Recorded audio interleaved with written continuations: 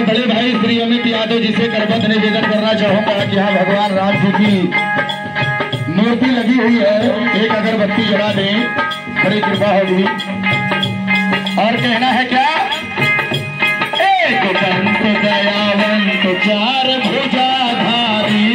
एक दंत दयावंत चार भुजाधारी, दंत दयावंत चार भुजाधारी, माथे सिंदूर से मुक्ति सवारी, माथे सिंदूर से मुक्ति सवारी, एक दंत दयावंत चार भुजाधारी, एक दंत दयावंत चार